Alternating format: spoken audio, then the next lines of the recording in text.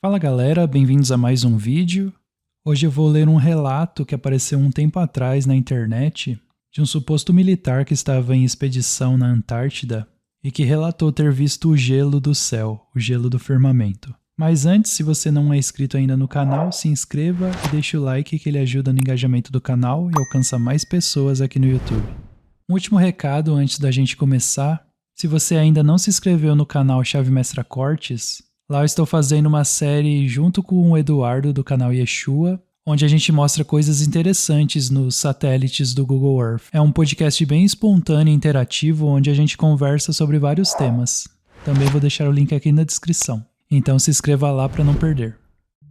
Eu estava no exército de 1997 a 2000 e fui enviado para a estação de McMurdo, na Antártida.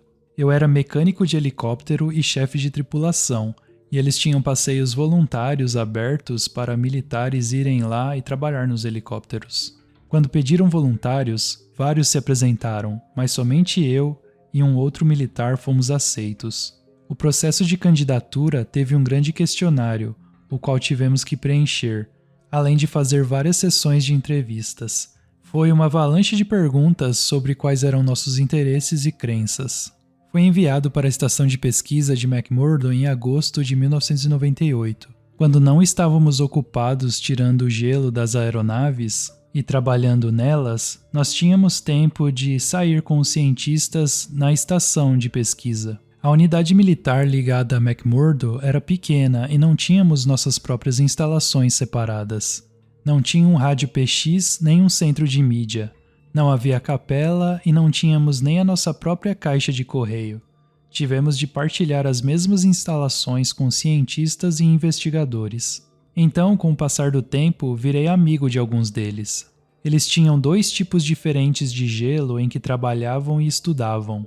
Um era o tipo de gelo normal, que todos nós vimos, como nas fotos e imagens das geleiras, retirados de núcleos ou buracos no chão.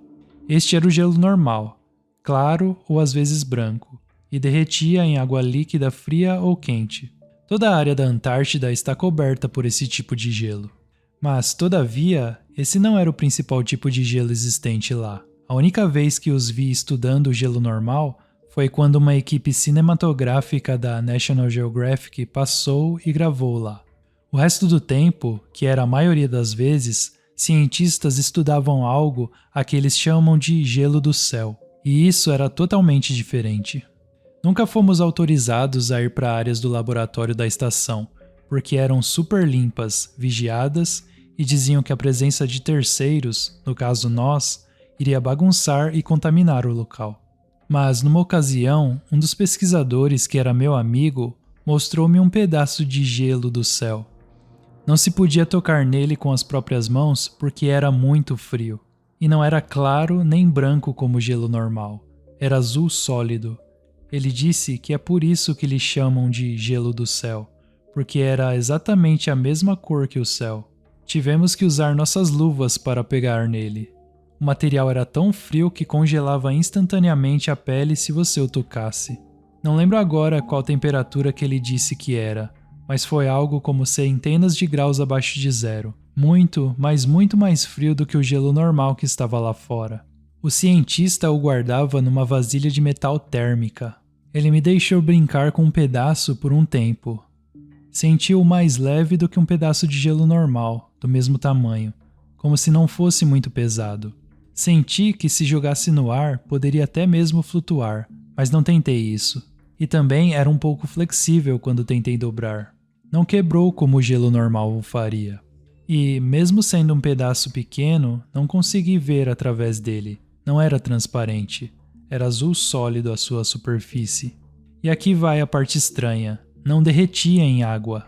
Quando ficou em temperatura ambiente, só começou a encolher. Ficou cada vez mais pequeno, mas a minha luva não molhou.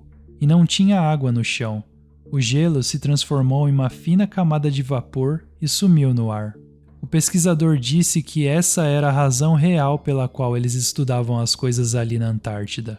Não era possível levar o gelo do céu de volta para a América para o estudar, porque era quase impossível mantê-lo frio o suficiente durante a viagem. Ele disse que cientistas russos descobriram o mesmo problema quando tentaram levar o gelo do céu para a Rússia. Então era por isso que todos tinham estações de pesquisa ali. Depois de cerca de 15 minutos de manipulação do pedaço do gelo do céu, o material sumiu completamente e minha luva estava seca o tempo todo. Nunca tinha visto nada assim antes, até aquele momento.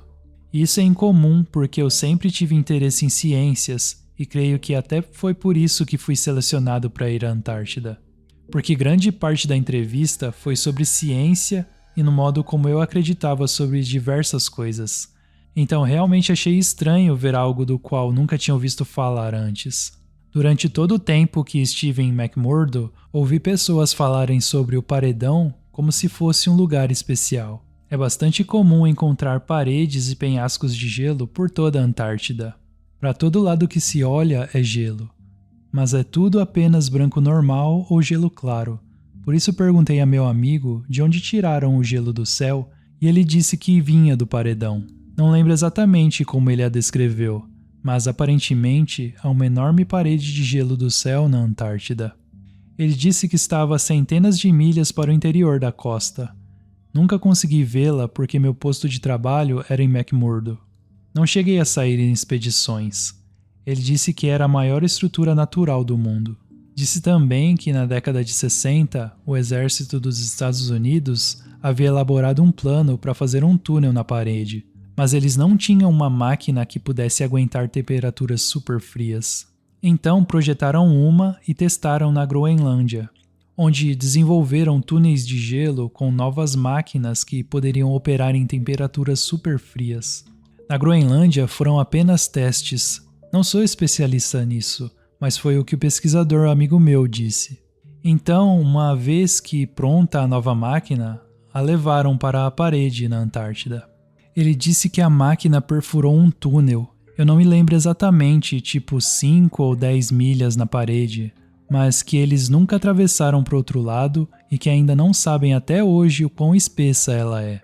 E provavelmente não estou lembrando corretamente dessa parte de nossa conversa, mas acho que ele disse que, no início, o chão do túnel era rocha sólida e depois de 1 ou 2 milhas, o chão era céu de gelo, como se fosse gelo do céu por baixo, depois de um certo ponto, ou algo assim. Ao que parece, a parede lentamente se reconstrói de volta depois de ser cortada, porque depois de 1 ano o túnel tinha voltado a se fechar por si só. Eles tiveram que deixar a máquina dentro da parede porque o túnel encolheu e não puderam tirá-la de volta. E depois de algum tempo, o túnel tinha sumido completamente. Tipo, aquela parte da parede estava sólida de novo. Ele me disse que agora os cientistas estavam tentando usar a tecnologia para descobrir o quão grossa é a parede. Ele disse algo sobre colocar sensores de terremoto ao longo da parede e que, de alguma forma, você poderia medir o sinal de um terremoto para ver o quão grossa é a parede. Nunca pensei em nada disso depois que saí de lá. Era muito estranho, mas não levei em conta na época. Mas então, há algumas semanas, vi um mapa do paredão da Antártida, só que era totalmente plano e mostrava uma parede subindo e encobrindo toda a Terra. Desde então tenho tentado aprender mais sobre o gelo do céu que vi e a parede, mas não consigo encontrar nada. Espero que, de alguma forma, a minha experiência ajude alguém a descobrir algo. Já tem um tempo que esse relato está na internet, então é muito difícil descobrir a origem dele porque muitas pessoas replicam esse texto. Mas e você, o que achou desse conteúdo? Como sempre, deixe seu comentário que ele é muito importante para o nosso debate. Se gostou do vídeo, por favor deixe seu like e se não for inscrito ainda se inscreva e ative o sino para não perder os próximos conteúdos. E se você ainda não conhece a nossa área de membros, o Relógio do Criador Premium, lá nós temos mais de 100 vídeos de diversos temas super interessantes, assim como esse vídeo aqui, com a participação do nosso amigo Eduardo do canal Yeshua. Vou deixar o link na descrição se você quiser se tornar membro. Então é isso, muito obrigado por assistir e te vejo no próximo vídeo.